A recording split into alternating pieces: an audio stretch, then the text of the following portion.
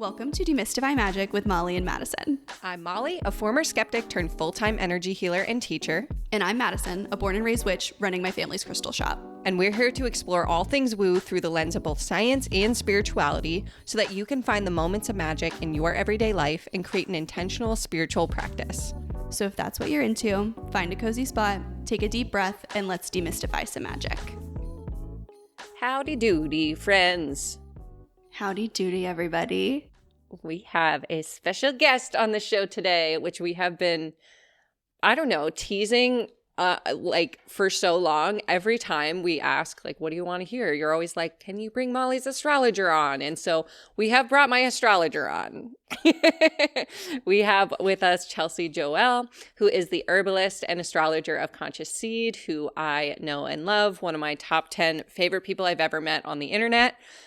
We met also through the love of a podcast. So just know if you have a friend that you listen to Demystify Magic with, who knows?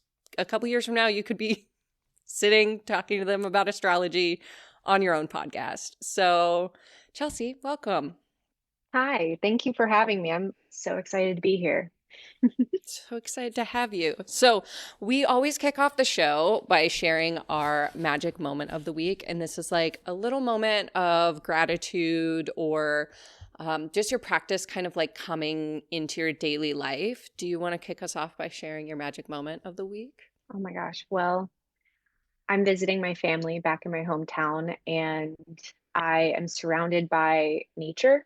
So, of course, it has everything to do with nature and animal spirits and plant spirits. And there's just been so many different synchronistic moments with different creatures and plants and the moon and all that stuff. So I'm just really grateful to be here and to allow myself to receive these messages and the love from nature and being nurtured by that. So, yeah. Love that. Love that. I feel like hometowns always have their own kind of magic too. Mm-hmm. So we have 3 sections of questions we want to ask you. We polled our audience on Instagram. We are going to take them kind of chunk by chunk. Our first section is about self-astrology.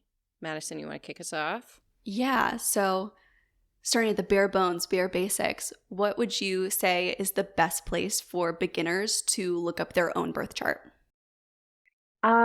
Well, if this is kind of like the question, I like to look at the 4 points of the chart. Usually those are the biggest things that are like pretty available for all of our brains to kind of like capture, be like, okay, like on the 12th and 1st house cusp, on the 3rd and 4th house cusp, on the 6th and 7th, and then the 9th and 10th, if anything is on those lines. So like if you look at your circle chart, your natal chart, there's those that it looks like a big cross. Anything that's crossing over those thick black lines, that is a really good place to notice that something significant and big and something that's tangible and like somatic is going to be like altering. When I first began to learn astrology, that was kind of like I needed something to be like, okay, like this is a physical thing that I can like pay attention to and I can understand really easily. Outside of like understanding what the aspects mean, because it gets really heady. But if you just have a point where you're like, okay, like something like my Venus is on my ascendant going over into my 1st house, that's a really big key point of the chart that's going to directly impact your character or, yada, yada, depending on where it is in your chart. So that's a really good place to like look at. Can you walk us through it? Like, I'm 5 years old. How do I get my circle chart? And then when I look at those things on the intersections, what do I do with that information? Well, there's a lot of like online apps and things like that you can go to. They should be free. I don't suggest ever giving someone your money to like pull your chart, especially if it's just like you looking at it. So there's like a lot of different places that you can go. A lot of them. I can probably give you guys some links for the comment or the stuff. But for like what you do with the chart is I like to sit with it and I like to look at the elements. So there's like colors on the circle chart. There's like different colors. So there's 4 elements. And just seeing like how the elements in your chart are balanced can really help you kind of like start creating an identity with your chart. So like for example, I have a lot of fire and water. And then how does that feel for me, and like trying not to like go too analytical yet, but kind of starting with like a feeling level, like okay, like I get energized quick, like I'm quick to like make choices, but sometimes when my emotions activate because the water in my chart is so predominant, it kind of takes me into a emotional intuitive realm that can kind of like stagnate that fire or make me doubt myself. And just starting understanding basics of the four elements, I think is a really good place to like for anybody to start. That's where I started years ago. That's kind of like whenever I'm stuck with like even doing readings and stuff, I'm like, okay, well, what is the elemental balance? Or if someone doesn't know how to communicate their desires, especially if they're getting a reading from me, I look at the elements and I'm like, okay, like how can I help them get grounded and safe? If they don't have a lot of earth in their chart. Or if they're feeling super emotional, they're starting to tear up. You're like, okay, like how is this water impacting them and how can we bring balance to that water element versus letting that element have like just take over your life. So I like to see things as like high and low roads with every sign, with every element, and not judging like too much, too little, just trying to find that like balance in between, like equilibrium state. So, yeah. Oh, I love that. I've never thought about the elements in that way in terms of a chart because I always get overwhelmed with like, there's so many houses and there's so many signs and I don't remember what they all look like. But elements feels so much more tangible. And Madison and I were even talking about like doing an elemental series on this podcast. So it's so interesting that like that's the first thing you recommended because I was like, weird. That keeps coming up. hmm Yeah. It's so they're all interrelated. It all starts with the elements, and then from there, the planets are related to those elements, and yada yada. That is the base of all astrology, and just a lot of like different spiritual practices too, is just understanding the elements. Yeah. Mhm. That's the thing that I like remember most about my chart. And like when people talk to me about theirs, I'm like, oh, I can recognize pretty well, pretty quickly if someone has a lot of earth or a lot of water. Like even if I don't feel like I know a ton about all of the signs, I know a lot about the ones that are in my chart heavily, but if I don't have it in my chart, I probably don't know very much about it. I'm Yeah. self-centered in that way. But I can see like, oh, you have a lot of air. I know at least a little bit about what that means. hmm Yeah. And it can also help you like relate to other people too. And it's like, we're all like little curious weirdos and we want to know these things. It's like, okay, well, like I'm hanging out with somebody and you want to like play a game with yourself in your brain. You're like, oh, they're like really, really like chatty. Like they probably have a lot of air in their chart, and then you can kind of just like play with it a little bit. But like the idea of like why we even like do astrology for ourselves is to like fall in love with ourselves instead of like jumping into that like negative aspect of ourselves of being like, oh my God, you're so this, you're so that. Like, just how can we find balance with it? Like we don't have to be so everything all the time. Like it's just about balance and being able to communicate that to ourselves. So, yeah. Yeah, I love that. How would you say like the accuracy of a birth chart changes if someone doesn't know their birth time? Well, that affects the rising sign. That is probably the biggest challenge for people, is not knowing their birth time. Especially like, for example, like if you're really wanting to know like about your grandparents, your ancestry, and you don't know their birth time, like that really can kind of suck. But that's where it comes back to the elements.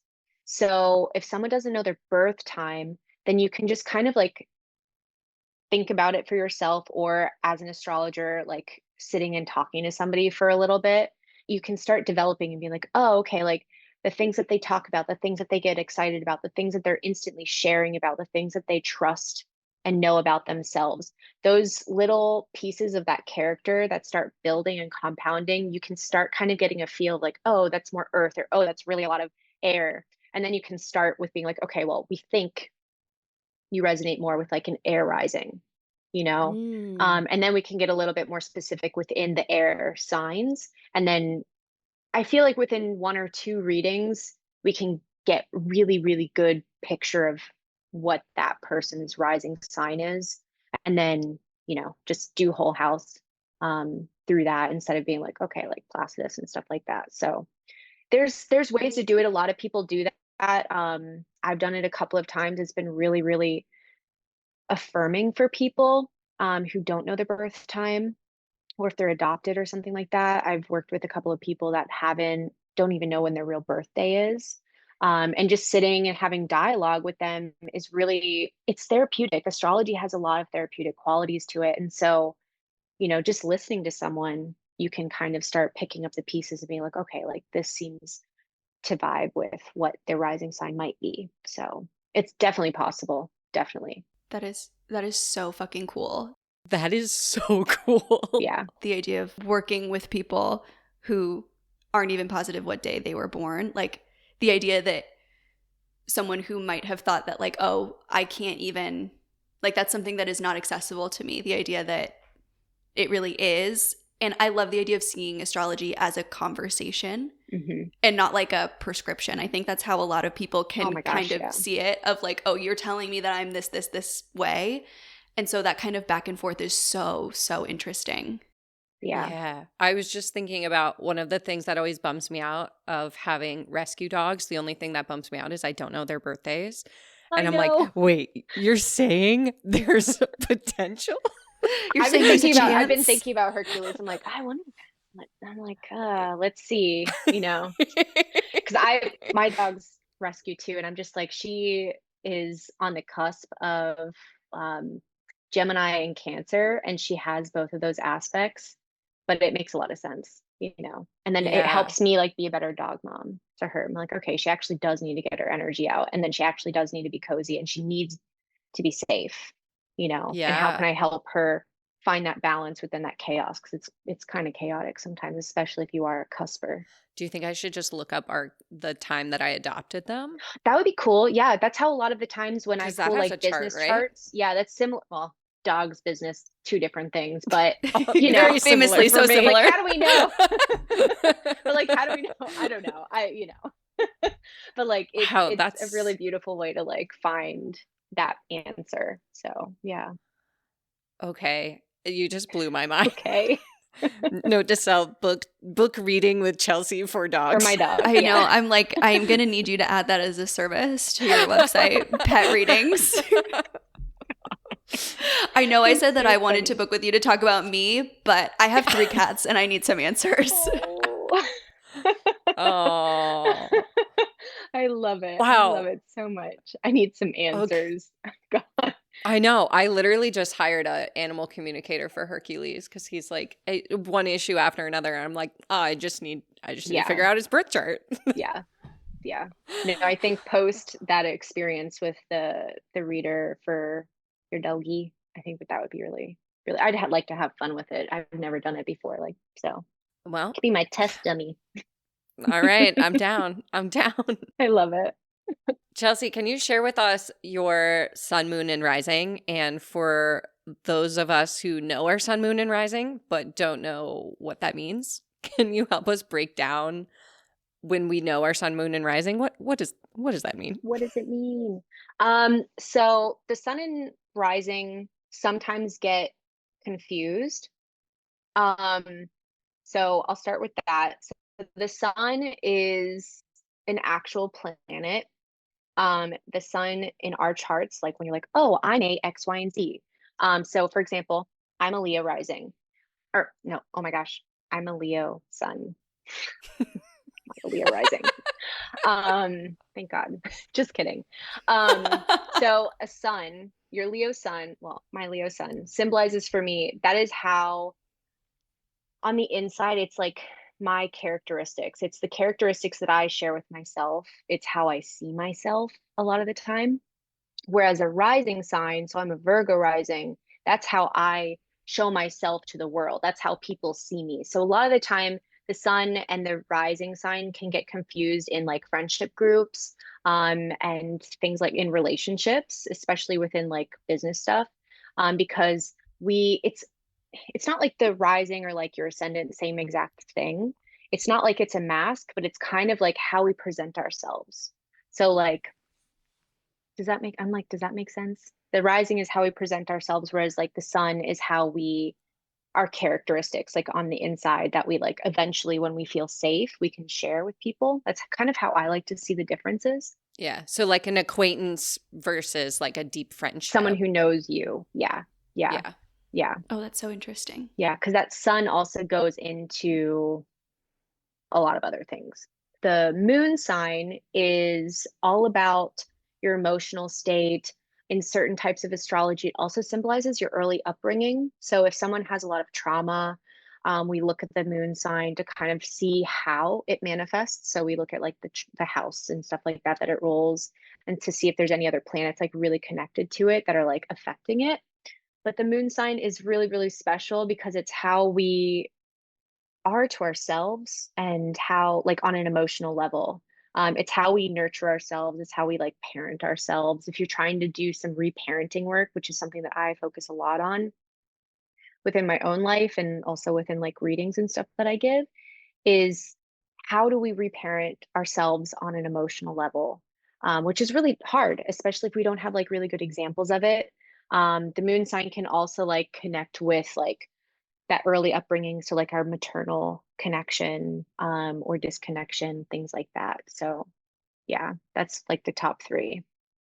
What do you do if you have opposite signs? So, like, I have a, you know, this, I have a Pisces sun, but a Virgo moon. And oftentimes those are like direct opposites and they're Mhm. like fighting each other. It's like my Pisces wants to be like swimmy and free, but my Virgo's like, no, we need structure. How do you recommend like people make that balance in those instances where maybe their signs are opposite each other? Yeah, honestly, I have a love affair with oppositions. I have a ton in my chart. They're not easy. Not gonna sugarcoat it. It's not easy, but when you start paying attention to it, especially when you pay attention to those elements, like really just keep it basic, like that water and that earth of your Pisces and your Virgo, it's all about finding that balance. It's about that equilibrium. It's about that like non-dual choice. So it's not like, oh, well, I need to lean really hard on this side because this side just wants to pull me down. It's all about finding that balance. And when you find that balance, you it's really important just in general with astrology to like pay attention, to like tap in, to like even just take a breath and like, okay, that was a lot of air going on right there. Like I need to cool it. I need to just like take a second and like let's find the way instead of just like letting it take me over, because that's kind of that opposition energy is like when it's in on a low road level, it's going to take you over and it's going to just be really, really hard. Whereas when you have that balance of that opposition, you find this like sweet spot. It's kind of like a Goldilocks experience where you're like, oh, okay, this is what it's supposed to feel like. And then you are kind of like a superhero. Yeah. Like you just kind of turn into a superhero the more and more you pay attention to that kind of stuff, because it's really challenging. But through the challenge, you find this like new strength, and it's a muscle that you have to continue to like work on. Once you get it one time doesn't mean you're going to get it forever. But it's just that constant balance. So yeah, oppositions are Mm. favorite of mine. That makes me feel better about all of the ones that are in my chart Yeah, too. I like a good challenge. I'm a Scorpio moon, so I like to go into those dark depth spaces. So it's all psychological. Yeah. Love it. All Love it. right. Now moving into our section that is a little bit more about readings. Mm-hmm. What type of questions can an astrologer help with? Honestly, like almost everything. A lot of the times people ask about relationships. That's like always just if I'm giving bulk readings, that's like at least 50%, if not more. I like offering like suggestions on that, but like relationships with others, relationship with self, business choices, releases, when to say yes and when to maybe like hold back and like simmer on it a little bit longer. Honestly, like literally anything. Like how should I handle myself in this situation with this group of people and this investment group? Like it could be really simple, like not that's not simple at all, but like it could be really like, just like, Just an off the you cuff know, question. Casual oh yeah. investment group. I'm just surrounded by crazy people right now. Just kidding. But like that's a lot of the topics right now. Because everybody's like, oh my gosh, money. But literally anything. I love to help people just kind of I curate the reading based on what is going on with them, you know? So anything. Astrology is really, really versatile. It can be really therapeutic for like self improvement. It could be focused on the improvement of my business and how I show up. Um, anything really. It's really cool. What's so interesting about working with you, Chelsea, is how long have we been working together? Over a year, because Yeah, we did I'm like all a of close last to year. 2 years, Close to 2 years. I don't know. I think. But I get a reading from Chelsea every quarter. And originally it was just for my business. I was like, I need you to tell me when to open Reiki training because I can't out of the I can't 365 make days of the year. choices. I can't make choices. And so if you're ever wondering why Reiki training registration opens on a specific day, it's because Chelsea told me to. So February 9th, by the way, if you're not on the wait list, there's the plug. It's in the show notes. But it's so interesting because as we've like evolved in our like friendship, astrologer, clientship or whatever, it's like I've seen it open up more and more. Like I was reflecting on like some decisions I made because of because of the readings. And it was like, originally I remember we met right when I was planning my renovation. And I was like, my husband thinks we should move. And you were like, well, if we look at your chart, Yeah, I was maybe. looking at this part of your chart for a while and I'm like, Molly's not saying nothing about this part of your chart. And something is on fire right now. Like, I don't know what's going on. And like trying to dig and like not be too invasive. Like Yeah. is like one of my hardest jobs because I'm just like, tell me everything. Like I'm just so curious. Like Yeah, I yeah. love it. And I was just like, I don't know, this might be a better choice to just move to a whole new space. And it was. Yeah. So, and also I think like dyeing my hair pink was also part of it because you told me to let my Leo Yeah, out that's the Leo. and Yeah. my Leo be seen. Yeah, I still owe Mm-hmm. you the Venus design style Oh yeah, mini that is reading. my that's my 2025 goal, is to dress like my Venus sign. Oh my God, that'll be so fun. And so it's been really fun just to see like different ways that it's been incorporated into my daily life. Mhm. What do you think about, so someone asked this question and I'm really curious about it too.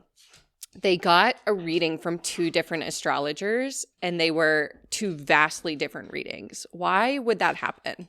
First off, maybe the astrologer got the birthday wrong. They could have put the wrong year. I've done that before. But like that's one of the things I check in the beginning where I'm like, this is your birthday, this is your time. Yes, no, okay. Like, because Yeah. there's a lot going on. There's a lot of numbers that we have to enter in. That could be a really like simple earthly mistake. We're all humans. Other than that, astrology gets kind of like a weird rap because it's so mm, it's a language and everybody speaks a language a little bit differently. And we're in this part of the world right now of culture where some people are like all like love and light and other people are just like what um that's where for me I find like that middle way. I don't be like oh like this and that and like I'm not like here to like tell you what your future is going to look like and who you've been and what you're supposed to do. Like no, like we're all sovereign beings, we all have that choice, you know, but like astrology is very it's in this like interesting phase. And what I'm really excited about with this year is that things are going to be coming into like deep clarity. And we're creating like more of a boundaries are going to be changing really fast pretty soon. So yeah, it's very interesting. I don't know. I'm skeptic when it comes to astrology that it took me years to like pursue it, even though I grew up with my mom being really into astrology and like she's an astrologer too. It's astrologers are little weirdos sometimes. I love that you called it a language It truly is. because that is how I've described it to people, is that it's like a translation. Yeah. You know, like how so many people across history have translated the Odyssey. Mm-hmm. and they're all such like vastly different books. Mhm. Like I see birth charts very similarly, Mhm. and it's both very similar and very different to like reading tarot, where there's not just like one definitive definition of what a card means. Mhm. Mhm. Yeah. And 10 different tarot readers could tell you that the Ace of Pentacles means 10 different things. Yeah. And Yeah. nobody's like wrong. Right. Just Right. some might resonate more than others. Yeah. And also it depends on the kind of reading is that's being given. So like I don't just do natal chart readings. I feel like we can all, if we're paying attention enough, um, we can kind of understand our natal chart because that's always the same. But what's always changing is all the other planets. And that's why we do quarterly readings, because we're reading the natal chart on top of all the different planets and where they're at currently. And so that also might have been the reason why. So like maybe they got a reading Mm. in 2020 and now they got a reading in 2024. Of course it's going to be different. Like it has to be, Mm-hmm. but like it Mm. really depends on like what kind of reading you're getting as well. So yeah, that's why I like to do like that blend, because I'm already going to like be like, oh, everybody has like future questions. So like, why not? Yeah. And probably what the focus is too. Yeah, If truly. one Yeah, person goes into the reading and is like, my focus is career, and another one's like, my focus is relationships, yeah, then you can read those aspects really differently. exactly. Straight Yeah. up. Yeah, yeah. Mm-hmm. So then if someone is looking for to get an astrology reading, what would you say are like some red flags and green flags when it comes to finding and choosing an astrologer? I would pay attention to what they are sharing, and to see how they communicate resonates with you. Like I was saying, some people are like very like love and light. If that's not you, don't book a reading with them. You know, if someone's like I would pay attention to like how they live their life, how serious they are. If you don't want something that's so serious, go with, like that's why like paying attention and listening is really important. And like know that when it's the right astrologer, you're gonna feel really safe and open. Mm. You're not gonna be like, oh, I don't know. I don't know if I want to share this. So I would just say like listen to what they have to say. If they have like a small offering that's not like a full commitment of like a reading, because those are usually, well, they're usually more expensive. If they have like a small offering, like something $50 and under, I would say like do it and like see how they communicate. Something that I'm doing, because I only have so many pockets of time for readings this year, is doing the astrology calendar. And so that's kind of like micro readings within a Google Calendar, which is pretty cool. So you can allow yourself to kind of tap in, especially if you like forget stuff like me all the time. You can be like, oh, okay, like what's Venus doing right now? Like, okay, how is that going to affect me? And you have like a whole description that's like written by a human to like tell you how it's going to feel. So I don't know if that answers your question, but yeah. Yeah, no, totally. I think so. Yeah. Yeah. We'll leave the link to the astrology calendar in the show notes. I have a sneak peek of it on my Google Calendar and I love it. Yeah. As someone who constantly forgets when Mercury's going into retrograde until it's right about to go in, it's really helpful to have it on my Google Calendar, because then I can be like, oh, do I actually want to travel to Florida this day? Or Hmm. maybe do I want to go a different day? Yeah. Yeah. Yeah. It's honestly that a calendar. I'm so excited about it. It's something I've always needed, as an astrologer who gives a lot of readings, and also like as a beginner, that's all I ever wanted. Like when I was studying Hmm. astrology, I was just like, damn, it'd be really cool if there was a calendar that I could just like check in instead of having to like Google everything all the time and like having weird things pop up. So yeah, Yeah. yeah. Now it exists. Okay. Our questions about 2025. I know everyone is excited to talk about it. Can you break down for us what are some like notable things we should look out for in the first like quarter of the year, the first 3 months? Okay. So the first quarter, in a really, really, really simple way to put it, is the first quarter is all about retrogrades. We have Mars, Venus, and Mercury going to be going in retrograde. So this isn't a moment to like make really big decisions for the long term, especially involving self, because Mm. our self and our desires and our needs are going to be changing. So something that I write a lot about is like leave space for the unexpected. It's really, really, really important, because especially when we get our expectations built up, the crash is, oh my God, it's a whole job in itself to like recover from getting your expectations crushed. Um, Mm-hmm. so we have Venus is going to be retrograde in Aries, and then it goes into Pisces a little bit. That is a really, really big retrograde. We get it once a year. So it actually borders the end of Q1, entering into Q2. Um, Mm-hmm. but it's kind of like prepping us for March. March in general is going to be like freaking big. So January, February just is going to be like like chill more so. Whereas like once we get into March, things are going to get really, really, really big and heightened.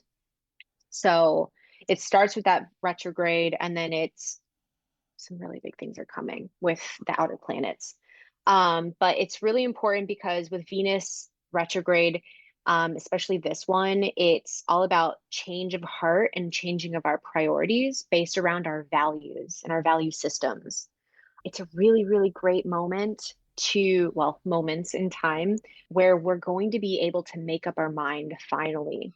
But it's more about like, it's less about like making up our mind and more about making up our hearts.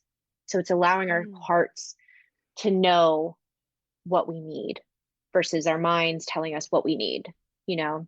But it's really great because it's a moment of time where we can work on our values if we're wanting to like bring a different value system into ourself. Like for me, I'm really prioritizing like my relationships instead of just like knowing who I am now. Like I've done that the past couple of years. This year I really want to focus on like how I show up in relationships and how I deepen my relationships. Because now after the work I've done already, I have space for that. I have personal boundary. I know these things about myself. So it's kind of like a magic moment, to kind of be slow and allow these new values to kind of like hit us in the face a little bit. We're like, oh, that's Mm. what I need to do. Like, oh, this is what needs to happen. And it's a fertile ground. It's really, really fertile. The first quarter is enormously fertile. I highly recommend us all kind of like allowing ourselves to reflect a lot on what 2024 was, and even what 2020 was, because 2020 and 2025 have a lot of connections. And we need to just like prepare our psyches, so our minds and our bodies, and our hearts for what is to come in Q2 through Q4. So yeah, Q1 is really just a moment of reflection because there's going to be a lot of retrogrades happening. So retrogrades are great though. Like we don't need to be afraid of them. We just need to be able to like know how to manage our energy. So, as we move through Q1, where we're doing a lot of that reflection, like what time this year would you say would be like a really good time to start something new and to maybe step out of your comfort zone a little bit after we move through that period of reflection? Honestly, the end of Q1, things are going to start kicking in. So March, March is like, I think that month where things are going to be like it's everything's just going to like start up. And technically that's like when the new year technically is. So it's really Mm-hmm. cool how the planets are aligning this year to like make that actually feel like we're building up to this like actual like new era that we're like finally we've been waiting for forever, you know, like longer than like I was even born. Like we've been waiting for this and we're like finally Mm. here. So yeah, I would say like March is that activation point for sure. Can I say something so wild? Yeah. Yeah, go. This made me think I did a year ahead spread for myself, Mhm. because I read tarot. And my card for January was the Hangman, which very much for me is that like period of reflection. It's like the Mhm. slowing down, like staying still. And for March, I pulled the Ace of Wands. Yeah. Yeah. That fire. all Yeah. that fire, it's like what lights you up, like bringing something new in through that like lens of creativity and passion and like the fire in your life. And so as you were talking, I was like, I think March was supposed to, like, I think that that was something that came up for me when I did that reading for myself. So I had to like, I have it as like a saved photo. And so I just had to pull it up really quick. And I was like, oh my God. Mm-hmm. That's so funny. I just got a year ahead reading as well from one of my Reiki students, and she pulled the Tower card for me for February. So I'm like, oh yes, let's Sick. break it all Yeah. down Yeah. before we Honestly, build that's it back like, up. yeah, February, that checks out. It's because we have to have this faith. Like that's a big part of what the whole year is leading up to, is like having faith, like having hope, not losing that. And so in order to do that, we have to have a tower moment, which is, to me, how Mm, I read that is just like we need our foundation to be stronger. Compost yeah. needs to be turned. Like seeds are going to be planted, and we need to have fertile ground for those seeds to be really freaking strong, because adaptability is a really big keyword for 2025 as well. And like, how can we allow ourselves to be adaptable and to be Hmm. like prepared for the unexpected, so we don't get like whipped around and like exhausted by the time things actually start up, like retrogrades have like this notorious thing where it's just like, oh my God, I can't do anything. It's like, no, we can. It's just about like, it's more about like reflecting on the things that we're doing and our choices and like our why. Like it's Hmm. self-inquiry. And a lot of people find discomfort in that, like that's just how things are. And hopefully, maybe I'm just like so wishful thinking, because everything in my chart is very like dreamy and like, oh, if only this. But like if we can really get comfortable in not in knowing that like we don't know 100% of what's best for us, we have to like allow the universe to have space to like give Hmm. us and show us what we want. Like that's why I love seeing synchronicities, and that's why like angel numbers are really popular, because it kind of gives us this like, like it's this awe moment. We have to have that like magic in the everyday, so we're able to like keep going. Like being a human is like not easy.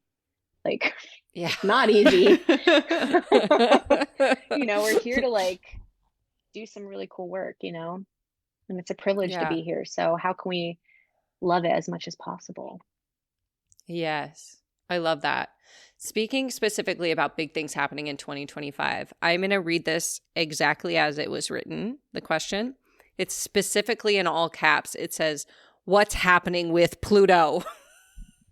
Dude, so excited about Pluto being in Aquarius finally. Pluto has been playing around like all of 2024. It was playing around in and out and in and out of Aquarius. And finally it's in.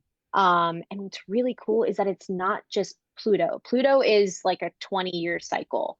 So it moves every 20 years. It's really big, but we have all the outer planets moving signs this year. So it's not just Pluto. Pluto is going to be like kind of compounding on these other planets and how they're moving. Like Pluto takes 20 years. We have a 7-year cycle and then a 13-year cycle with Neptune and Uranus as well. So it's like this compounding energy that's happening. But Pluto, in my notes, Pluto is going to be having a minor trine in between Q3 and Q4 with Uranus and Neptune, these other outer planets that are moving, and it's going to be freaking magical. Um, it's all about like working really close with our communication and technology, where we're able to like allow ourselves to be supported in new ways. So, learning how to ask for help and finding help in new ways is going to be Mhm. really present, especially in that part of the year. Pluto's doing some really cool stuff. It's going to be in a Kazemi really soon with the sun. I love Kazemis. My mom's actually What's writing a Kazemi? a Tell me. Kazemi. Tell me. Oh my gosh, that's honestly probably my favorite part about the calendar. Because we have like I think 13 Kazemis this year. So a I saw Kazemi, Kazemi on there, and I know I've yeah, heard that word before, it's and I such a was like, cool word. I love it. I don't know what it means, but I like to say I it. think it comes from like the Arabic language. I think it translates, and I'm probably going to butcher it, but like heart of the sun. So it's when the Oh. sun crosses over. a planet. And it only is like it's pretty much like a 1 day transit, but I like to kind of give it a little wiggle room, kind of like the pre-shadow and the post-shadow era, where we can like Mm-hmm. prepare, experience, be present, and then integrate. Those are kind of like the three phases of how I like to read Kazimis, and just life in general, you know. Yeah. But once it goes into that Kazimi, we're gonna like understand Pluto on a whole other level. I think a lot of people are really afraid of Pluto because it has like this like daunting, like boom, boom, boom. You know, people have been building it up for years, but like Pluto is all about like transformation, and transformation is like so important. We have to be Yeah. open and willing to change, and like we have to like have this ability to change our idea of what perfection looks like, because Aquarius is anything but perfect. Aquarius is the humanitarian who loves people, or who loves like the planet and who loves culture, but has a problem with loving individuals. So like loving people generally, which is really kind of weird because like what is the point? But it's like this big moment where we're learning how to find a new balance with the ways that we show up and communicate and transform our um our ways of like being in community. Like mutual aid is really, really important, and it's really like becoming more and more important and like in our faces all the time, you know. And Mm-hmm. that's to me, that's like Pluto showing up. That's Pluto showing us the way of the future. And it's better, you know, just with any kind of like planetary movement or anything like that, it's better to embrace it and to maybe even not understand it, but to allow it to show you, and to like witness it. And like maybe just for folks who are just kind of like new to astrology, allowing themselves to tap into what a fixed air sign is. You know, that's kind of contradictory in itself. Fixed air is, you know, like unchanging, like really stubborn, but like air is the opposite of that. So like how can we find how to like allow new, like allow the winds of change to kind of bring us an availability to like become more adaptable, you know, to strengthen ourselves, to strengthen our way of communication, and our personal boundaries with ourselves, so then we can show up in our communities even better. That's like Mm-hmm. something that's pretty, you know, being in community can be exhausting sometimes for some folks, especially people with like a lot of like emotional stuff happening in their life. So it's just, there's some really cool things happening. And we're so honestly, like this year is so cool and supportive. Where I'm like, even if you don't know where to start, just step back and like watch, like just watch, just like witness what's going on around you with a non-judgmental mind, and be like, oh, okay, I see how that's actually good. And I don't need to like be judged and stubborn about wanting to change my mind about that. Like, oh, I can actually like soften my brow and like allow it to happen, you know, and to not Yeah. like hold ourselves back, because that fixed energy can be really difficult sometimes. So yeah. That makes me think of, because I know we had a lot of questions about like where to get started with astrology and trying to understand it. And just you talking about like those three stages of like preparing, experiencing, integrating. Hmm. I feel like I've learned so much from astrology in the retrospect. Like I Hmm. remember when we first started having readings, you would tell me like what was coming up and I'd be like, yeah, you're speaking French to me. It's going way over my head, but I'm writing it down. Yeah. And then the next time we would meet, I would look back and I'd be like, oh, Hmm. that's so interesting. I did dye my hair pink right after you said something about Leo and Mars and whatever. Like, Yeah. so starting to see those connections, I think is so interesting. And like, especially this year where we have so much going on when in terms of change, like it would be fun to look back on that at the end of the year Yeah. and kind of like reflect retrospectively on it too. Yeah. That's what a lot of like January and February of 2025 is all about, looking back at 2024 and how our Mm, choices impacted us. So it's yeah, it's really, really great. And that's what I love about the quarterly readings, is because I get to check in and be like, okay, like it might not seem significant to you, but X, Y, and Z happened. Let me show you how this manifested, how this yeah. like came through. And then it helps you kind of like integrate the astrology instead of just be like, oh yeah, yeah, yeah, that sounds so cool. Like hype me up, Yeah. like stuff like that. It's like, okay, like this is where it becomes therapeutic is when we look back. So Mm-hmm. yeah, and even looking back, not just like from 2024, but like from 2020, like what big Mm-hmm. things started changing, what big dreams like started turning in your head, what things started, what things got activated, or what things had to come to a stop because of the world, Mm-hmm. And this year is when like that 2020 big dreams actually get grounded because Saturn is moving into Aries this year. Not 100%, but this is just the beginning of Saturn and Aries. And so it's just a lot of those things that we've been waiting for are finally ready for us. So, yeah. I love that. Yeah, and I just really love and appreciate how you talk about the astrology of this year. Like, I think that what I've been seeing, at least, I don't know, maybe my algorithm has learned that I will watch a scary TikTok before anything else. But I feel like what's really been going viral right now has been like the scariest interpretation of the things that you've been talking about. And so it is so refreshing to like hear someone who's really excited about 2025. Yeah. It makes me feel a lot better as I like, we know our brains have that negativity bias, and Hmm. it will like it does the one TikTok that I see that's like telling me all of the scary things that will happen because of Pluto in Aquarius. That is what's in the forefront in my mind. And so having that reframe of the really positive aspects of this transformative period is Hmm. so helpful, because I think that that's a thing that gets in a lot of people's way too, is when what astrologers are saying sounds really scary, Yeah. that makes you kind of want to like draw back from the practice entirely. Yeah. Yeah, it's Mm-hmm. exhausting.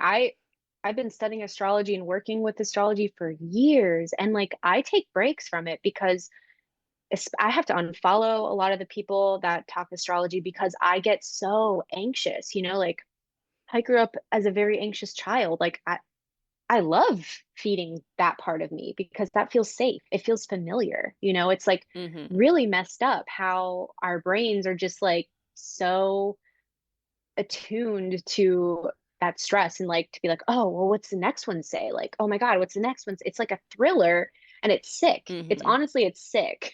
Like it needs to get out. It's what gets clicks. So Oh my that's gosh, what yeah. people see. And even when we're looking through the questions, we had so many people that ask questions like, "Oh, why is it going to be so terrible this year?" Or like, can you talk about how bad it's going to be? And I was like, no, it's never black or white. A year is Yeah. never 100% bad or 100% good. Like we're always going to have the ebb with the flow. Yeah. Can I ask you one more question that we didn't have on our list, but I want you and Madison to have one more thing you can geek out about, because I know Hmm. you're both tarot nerds. Can you talk about how you see the intersection of like tarot and astrology? Because I know you bring it into your readings, but you don't say like I'm a tarot reader like on your website. So Yeah. can you just enlighten us, Well, geek out? I'll just start and then I want Madison to kind of take over and then I can like add in. I don't share that I do tarot readings online because I just it's a different vibe. It attracts a different type of person, and I love them, but I love astrology so much. And I find that the more I devote myself just to astrology, then I'm able to like keep tarot as more of like a hobby of mine. Mm. At this point in my life, I've kind of made all of my hobbies into my career, which is cool. Millennial And I love it, problems. yeah. And like Relatable. and I still do pull the tarot during some readings, especially if like folks ask for it. But I feel like with the astrology, I can go just as deep, if not deeper, into like the storytelling. So yeah, and I kind of understand like how certain cards relate to certain planets and certain signs. So it's a language, as Madison was saying earlier. It's so funny that you say that, because earlier when we were talking about not knowing your birth time and how you kind of suss that out. I wanted to be like, oh, is this where you could like bring in other forms of divination to like figure that out? You know, like, is that Yeah. where you pull out a card or a pendulum or dowsing rods or whatever it is, you know? And so I love that intersection. It's something that like when I've had astrology readings, when tarot's involved, then it feels like that bridges the gap for me Mm-hmm. because it is a language that I speak. That's where I can struggle with astrology on the whole, is that similar to like my high school French class, like I'm not a great language learner. Yeah. Yeah. You Yeah. know, it like takes me back to that place of like, oh my God, I have no idea what you're saying and I'm supposed to know. And so having something there that kind of like, it turns my brain into like that receiving mode, if that makes Mm-hmm. sense. Mm-hmm. Yeah. I Yeah. just love it. Well, it's visual, like tarot is visual, and a lot I'm visual too. Like I have to see it to like kind of understand the story of it. But that's a really good idea. I haven't ever thought about like using other divination tools. I kind of have this point for years now. I've had a boundary up for myself to not be too psychic. Um, Mm-hmm. which sounds ridiculous because as a kid I was like, I want to be psychic. And like I was just, that's what I wanted to do. I wanted to be like who I am today, but just like more psychic. And as I started developing into my astrology practice and, tarot came first for me as well, I was just like, oh my God, this is like too much. Like, I can't handle this emotionally, energetically. I don't know how to have a limit because I'm just, especially being like, I have a really intense, where my moon is, it's really, really intense. Pluto's right on top of it. It's like really, wow. And so I am afraid. I'm like working on it. And especially just working with a bunch of people. I haven't thought about like bringing in other like modalities because I used to do like pendulum work as a kid and like with my mom, and it was like really intense where like I would get like dizzy and like hot and I felt like I was gonna like pass out. I'm like, okay, I'm not ready for this. This is like too much. Like I am ready for it, but I don't know how to like create a balance. Mm-hmm. But I feel like as I get older and as my boundaries get stronger with myself and I know my limit, then I'm able to like bring that in. But that's like, damn, my mind is kind of like, I want to The think year about of that. transformation, I know. See, I didn't even Chelsea. know I needed that, Like we have to allow these things to come in, even if we don't know that we need them, Like I don't claim to know everything. Like God, I don't want to know everything. I love the mystery of it. Mm-hmm. And I actually also have one more question that wasn't on our list. I didn't know that your mom was also an astrologer. Yeah. This is another place where our lives are I have been intersecting. trying to introduce these two for years. So I don't know how much of the podcast you've listened to or like what you know about the two of us, but my family owns two metaphysical stores in Florida. And my mom very much raised me this way. And we work together now and we like manage these two stores together. And so I have to know like, what is it like being in the same world as your mom? Because it's Oh, very rare for me that I meet people who have a similar experience. yeah. So just tell me all about it. Okay. Well, I've been working with my mom on and off since I turned 21. My first business was in the wellness space, but we were creating like juices, smoothies, and stuff like that. And she worked with us, and same with my partner. And that was really fun. And that's when like we would pull tarot in the back, and we would do the pendulum when we were slow. And like I was just like, this is so intense, mom.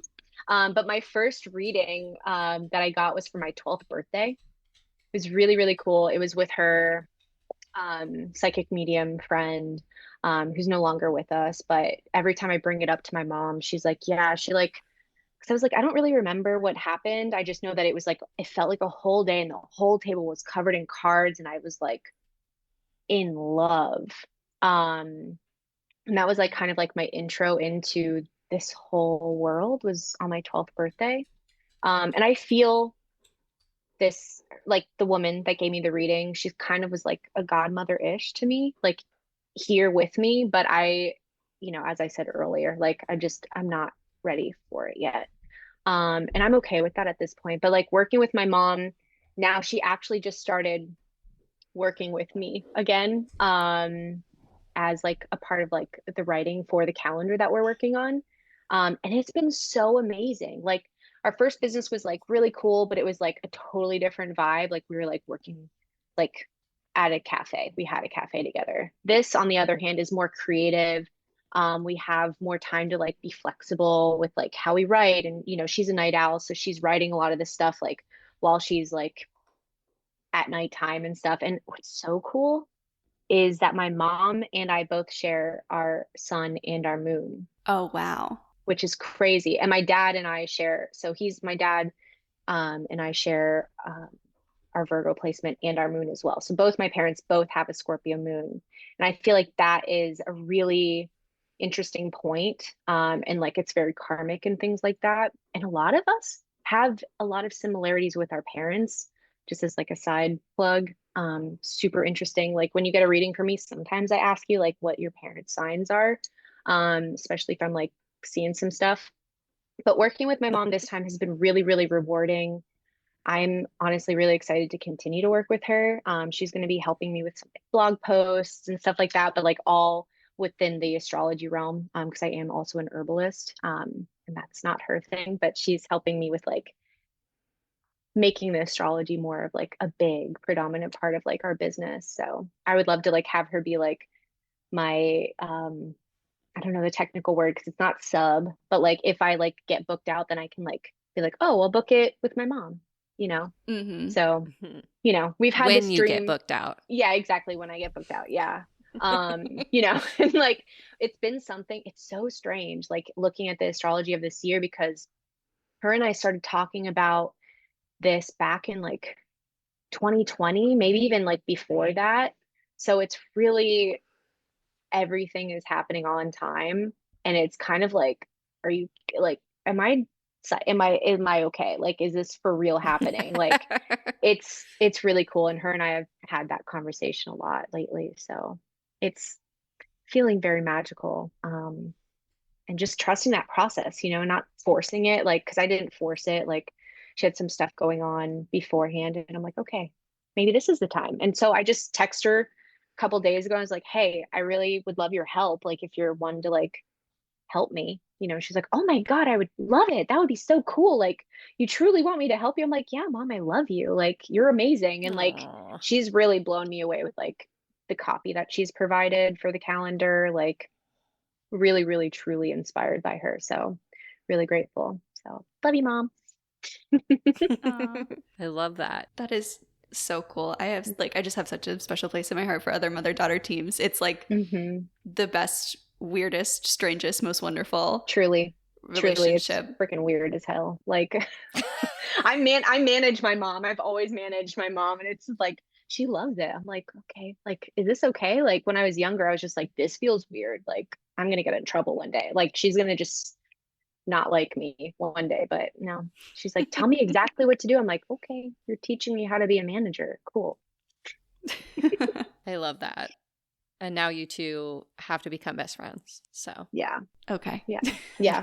I'm like, I don't know. I've been trying to make it I'm staying happen. in Florida a little bit longer, so maybe I'll take a little trip up Yeah, north come to on come down to see you. Spellcrafter. That sounds awesome. Chelsee, this has been so fun. Can you share with our listeners where they can find you, where they can book with you? Where are you at on the internet? So I'm mainly on Instagram. My handle is conscious.seed. My website is consciousseedapotheca.com. All the links for that is also in my Instagram. And you can email me at consciousseedapotheca@gmail.com. Yeah. And there's the astrology readings are there. You can find them under the spirit section on the website.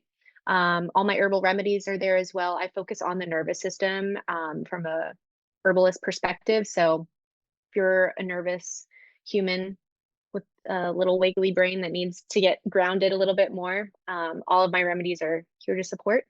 And they taste really good too. That's kind of like a big part of like what I want is for people to be consistent with the medicine that they bring into their body, and making it taste good and have like something fun. So yeah, Big fan of the kava chai. That's my go-to when I have back pain, neck pain, menstrual cramps. yeah, It's my fave yeah. because it just Melts It's everything away. it's super tasty too. It's like a nice And it doesn't have caffeine in caffeine-free it. chai. Like, oh my God, like this. That Yeah. like makes your mouth have like a really fun, like tingly feeling, like, and it melts your Hmm. muscles. Like, yes, that sounds like heaven. Just entering cloudland. You know, Molly's really rubbed off on me when I had to physically restrain myself from going kava chai. I'll have to kava try. Oh my God, I love that. I love that. I might be saying that at markets now and be like, gotta have a try. Yeah. You never, honestly, like, it's shocking how delicious it is. So, especially for a kava product, it's, it's up there. So, yeah. Chelsee, anything else you want to share? I just want to say, trust the process and allow yourself to change. Don't be afraid of anything and keep your mind curious, stay open, keep your heart open. If something's telling you to close your heart, then just take a moment and check in and, you know, redirect if you need to, and just keep your heart open. Everything is going to be okay. And this year is like, oh my God, enjoy, I enjoy. love it. All right, friends, you know where to find Chelsee. All of her links will be in the show notes. And until next time, bye. Bye. Thanks for listening to Demystify Magic with Molly and Madison. If you want to learn more about us, you can find all our links in the show notes. We'd love to know what you think of today's episode, so drop us a review or give us a shout out on social media. And don't forget to let us know your magical moment of the week. Okay, love you. Bye.